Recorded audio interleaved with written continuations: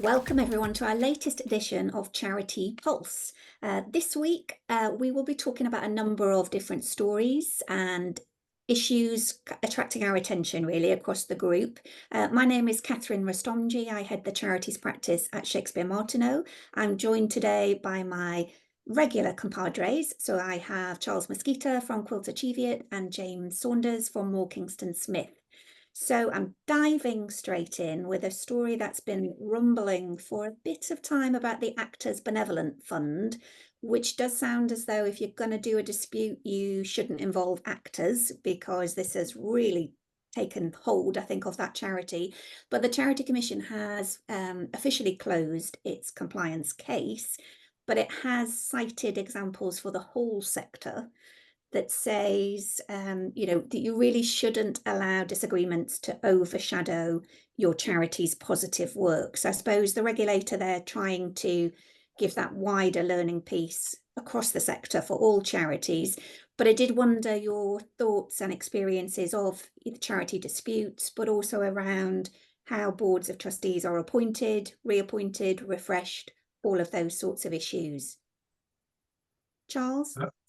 James? Oh, James, you blinked first, so you get I did blink. I mean, I actually was going to draw on a bit of personal experience. I mean, as auditors, we tend to not get too involved in disputes, certainly perhaps as much as lawyers might.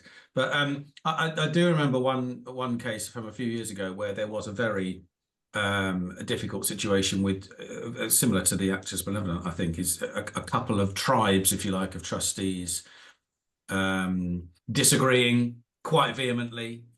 As I was asked to get involved on various elements, really, to do with, governance, if you like, just trying to make sure that things were, the disagreement was run or was managed carefully and professionally. And actually, in that case, in the end, it did work out reasonably well, and everyone got to an amicable result. The key was they were professional and civilized and respected the processes they had in place, which in the end proved to be adequate. So they did have the right processes to manage disputes in place. And that's probably one of the key learning points from any of these sort of situations. Make sure you got the right process in place in the first place to deal with these sort of disputes. Do you know, for example, what would happen if two of your trustees or two groups of your trustees did find themselves at odds over it? At what point do you need to bring in any sort of dispute resolution mechanism? Because if you're a management team, for example, and your trustees do start to argue, you could feel a little bit like either it's not your problem, that's for them to sort out. Of course, it actually is your problem, absolutely, because it's the running of the charity one way or another. Do you know exactly, what's the trigger point? What might be a number of trigger points? Where do you go? Who is responsible for enacting what comes after those trigger points? Is it the CEO? How much authority do they have? And trustees themselves, of course, have got to recognise that this could put everyone in a very difficult situation if they do have these sort of running disagreements. So it's very much the first point is get your mechanisms in place, know what happens, do a few case studies or modelling, just know what you're supposed to do. I have to say, thankfully, I've had very little personal experience of this sort of situation. I suppose the bits that struck me, one is it's quite difficult to know exactly what went on. It's interesting that there was a comment yesterday in the press from one of the obviously disgruntled trustees about dissatisfaction with the Charity Commission and taking it to the Parliamentary Ombudsman, which I think is deeply depressing. That's not a great way for regulation, that every time anything happens and somebody's unhappy with the decision. It does appear that the Charity Commission have acknowledged that they didn't consult all the trustees widely enough in the first instance. It would appear that some of the trustees that were no longer trustees hadn't been engaged with, so they've acknowledged that. I suppose from my experience of listening to other people, the areas that it really comes a cropper is when you have trustees that are either elected or coming from other organizations, and I suppose you end up with the wrong mix on the board. And the final thing I sort of thought about was the importance of the chair. But at the end of the day, if your sole focus is on your beneficiaries, you should be able to come to an amicable conclusion of what the right outcome is, even if you have to accept that that's not necessarily your view on the particular subject. So yeah, people have to get their egos out of the way and focus on what they're meant to be doing. Yeah, I thought that overall message from the Charity Commission was it in a nutshell, wasn't it? That they've completely forgotten what their charity was actually there to do, rather than just continue this dispute internally. Another point I noticed, we covered it on our last Charity Pulse, was around the consultation concerning possible changes to the Charity Governance Code. And the one that seems to have got people the most excited is whether there should be a charge for using the Charity Governance Code, and also generally whether the review is a good thing, we need it, we don't need it, who knows. Charles, any thoughts on comments you've seen this week? Yeah, I mean, we made the comment, didn't we, that we didn't think charities should pay for it, and that it's, otherwise you might as well pay for the Charity Commission or Oscar, or for the Charity Commission in Northern Ireland. So I think you either pay for all regulation or you pay for no regulation. I think the charity sector, I think there is a very strong case of why they shouldn't pay, and that should be funded. I feel deeply uncomfortable about them having to go and find funding from sponsors, because I think you could end up with the wrong people doing it and influence becoming corrupt. I'm not, in the way of, I suppose, American politics, but I think one has to be mindful of that. Yes, we covered the review last time. It's interesting they should focus on that, and I think that the response is probably the right one. Yeah, it's interesting, is it? James, your hot topics. It has been a week for you. There were two things that caught my eye and immediately made me think, must ask James about those. There is the world's first international accounting standards draft that has been put out for charities to comment on, which I know is something we have talked about before. But before you give us your thoughts on that, also saw that this man must now surely be your patron saint, who has written an article to say, let's have 3 cheers for the charity sector's auditors. And as you know, Charles and I are always giving you 3 cheers. But yeah, your comments on either or both of those particular. The article that I actually shared with you, because it did, of course, catch my eye, but it did talk about the value, and this is the kind of always the point with auditors. It can often be seen as a tick box exercise. Just get the audit done. We have to do it because we're a certain size. Get them in, get them out, and get the signatures on the box. That is, I would say this is completely the wrong way of looking at it. Your auditor can be very knowledgeable about you, your operations, your activities, and about other organizations that that work in your sector, that do similar organizations, commercial, non-profit, everything. I've had a 20-odd year career, and I've seen most of the sort of the types of charities that work, schools, academies. I've seen a bit of everything, really. And that experience is invaluable to draw on from a client, an audited entity these days, not allowed to call them clients. But draw on that experience. That is the real key. And I think that article was saying, was moving into this sort of area. Don't just look at it as a compliance area. Just tap into them as much as you can. There is 2 levels of it. There's the ad hoc advice. What do you think about this? Have you seen this? I've got more and more clients asking these last year or two about what do you think about introducing bonus schemes, for example? Do you see anyone, those sort of slightly off the wall concepts? Have you seen this anywhere else? Have you got any other clients doing this sort of thing? What's the norm? That sort of insight you can get from your auditors. The additional services, tax and those sort of things, okay, they're going to be paid for.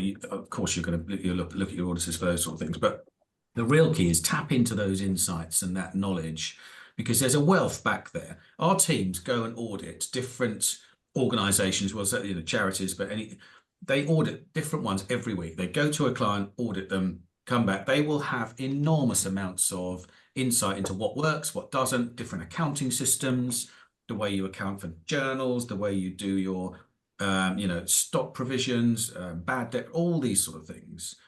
And they see it every single day, and they'll see what does work and doesn't. Tap into that as much as you can, because all of our teams have got loads of experience. But James, isn't this the same with all professional advisors? I think he's made a really good point. Is we seem to have changed over the last 20 to 30 years from being over trusting to now being suspicious of everybody.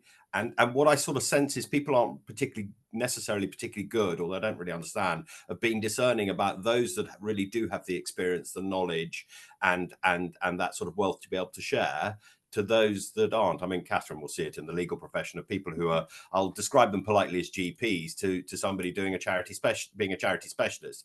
Go to a charity specialist, the advice you're going to get is absolutely built on a huge wealth of information. There's also, Charles, there's also a second element, which is, and this is, we've talked about this before, with particularly tendering for new services, whether that's audit or otherwise. When you talk to people who and you've got 3 or 4 different firms, whatever they are, tendering for your work, talk to them and find out who's keen, who's interested, who actually wants to work with you, and importantly, who you do trust. Now, we've said before, you're not going to get that from a lot of the procurement processes that are in place at the moment, and people are moving away from those tick box, fill in a form procurement processes for this very reason, I think. Or the good one, the sensible ones are, because you need to be able to talk to and get advice from, as much as you can from those appointments you make. And you're only going to be doing that if you can trust them. I mean, dare I say, like them as people. That's going to make a huge difference. I know that the ethical standard for auditors would take all of that out, but in reality, a good working relationship is so important, and will give you so much more than, frankly, saving £500 on an audit fee, for example. That's the big trick. But this goes back to the governance code, isn't it? Which I think, having a governance code set of principles really good, but then people use it which ends up you saying, well, you must go out to review every 3, 5, or whatever. That's not what the law says. The law says you've got to keep people under review to make sure that they're doing a good job for you. If they're doing a good job for you, then you might want to test the price occasionally. Just keep going with them, because they have all that knowledge and everything else. I just think we have gone a little bit too far the other way. Yeah, there's got to be a balance on professionalism and relationship. They aren't mutually exclusive. They can go hand in hand as long as everyone's on the same page. Yeah. And that added value piece, I think, is where true professionals show their worth, to say, well, we've seen this, we can give you comparisons, we can talk on the hoof, rather than one client described it to me as some people are 1 page ahead in the textbook. Is not that great. That's not knowledge, that's not interpreting it. Yeah, quite. The other point then, Catherine, was about the international standard, and it's the first international standard for non-profit accounting, if you like, which we talked about. I think we probably talked about it. I think I raised it about a year ago. We did it in one of these sessions, and finally, there's some consultation gone. The big point really is how slowly these things work. It's taken a year to get to this point. We we're a year closer, if you like, in time, but what's happened in the meantime? There's been some consultation. People have thought about it a bit, and finally, some insight is being drawn. But it's still obviously not on nowhere near the statute books. Let's put it that way. Yeah, and I think that consultation, you could ask me every question in it. I'm not sure I would know an answer to anyway. I think, well, I don't know. But Charles, I'm coming to you now in terms of use of charitable assets, I suppose, would be the overall theme. I'd seen 2 articles this week, one about a charity rebranding. I suppose are we just cynical, where you scroll to the bottom of the article to see how much did they spend on the rebrand, and do we think that was worth it compared to the logo that then appears? So this one happens to be Hospice UK, that has spent £90,000 on a rebrand. Seems to me it's a circle of H's and it's orange. There seems to be methodology and meaning behind those letters and that colour, but for 90,000, I don't know if I was expecting more. And the other article, and maybe it's linked to this in a way, is charities leave £3 billion languishing in cash. And I suppose overall, Charles, just talking about what charities should be doing with their resources, what's good management, what isn't. Yeah, I mean, the branding issue, I mean, we see it time and time again, and you do also, well, yeah, you're right. You always look at what the price they've spent on it to whether there's a value, and it's very difficult to tell. I have to say, I couldn't remember what the branding was before with that particular one. There were 4, I think, organizations that have branded recently. Breakthrough TID. Do you know who TID is? No. No. Well, there we are. That's good branding for you. Okay. And then there was one All Child, and then the Royal Opera and Ballet. And actually, the Royal Opera and Ballet is interesting. They didn't tell a price of what they'd spent, but what they did acknowledge is that it was called the Royal Opera House, but nobody knew they did ballet. So actually, in that instance, it sort of made complete sense. I think these things are very difficult, but you do have to be very careful they don't turn into vanity projects and people are just being bored and just got bored of the branding. So yeah, very difficult, but you do have to question whether it's value for money. The 3 billion, again, I think that's I think one needs to be very careful about headlines. There was a particular purpose of this organization wanting to I suppose have a bit of clickbait in getting people's attention. I mean, there is definitely an opportunity, and there's been a big difference where you've had interest rates going from 0.5% to 5.25%, and suddenly cash. And there are a lot of charities that do sit on cash. Need to have a look at what their banks are paying, and if they're not paying a reasonable rate, they should really look. And there are lots of options out there. You know, there's cash management platforms, you've got money market funds, and you've got corporate bonds. Depending on what you do, you need to segment it from a time frame basis and look at when you're going to need this cash and everything else.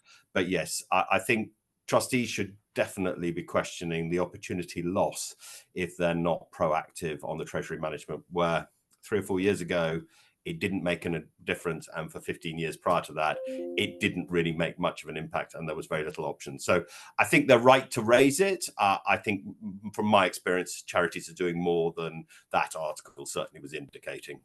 Yeah, but it did work, I suppose, as clickbait. It did make me look at it and you think languishing, Yeah. good word, but yes, I thought. So in that respect, it's done good news. So that Yeah. where you're a trustee, Catherine, you'll be going back to your finance director or who's ever in charge and saying, "What are we doing?" Yeah. Catherine, can I just go back to the point of the marketing spend? Yeah. And I mean, as an accountant, with an accountant, all good accountants would say this. One of the ways to assess is to look at return on investment and have some sort of assessment of how successful that spend has been. And like with all things budgetary, set what you think what are the objectives of the rebrand in the first place. If you're just rebranding for rebrand's sake, you just don't like the logo, or let's modernize, that'll make all the difference. That's no way to start the project. Obviously, the real trick is to say, right, what do we want from it, how do we assess success or otherwise? So you can certainly on a financial side, the return on investment, is it going to generate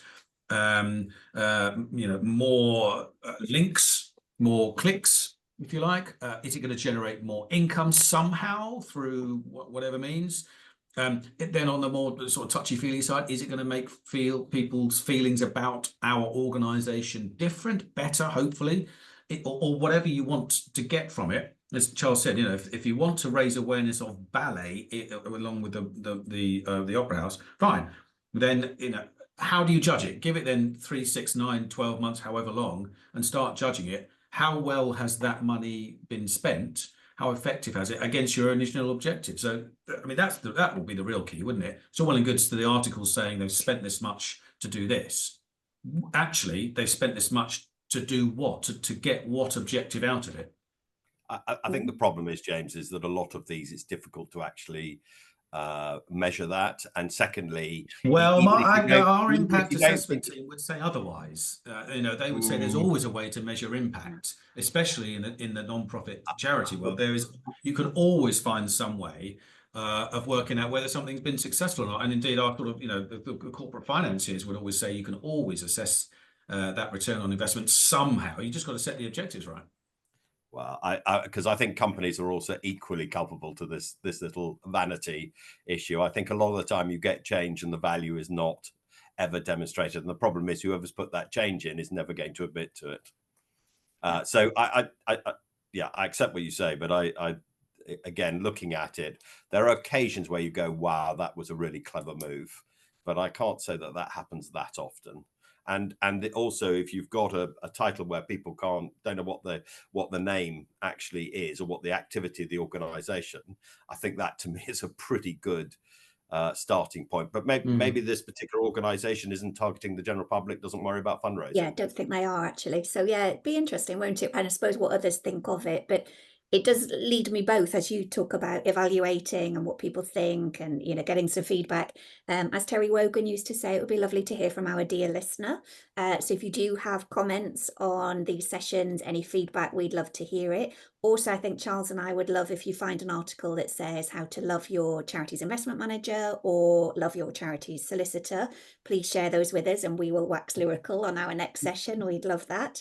But yeah, do follow along, whether this is the podcast or the recording, to be able to like, share, give us any comments that you think of that occur to you. We would love to hear from you. And we look forward to seeing you on the next session. Thank you.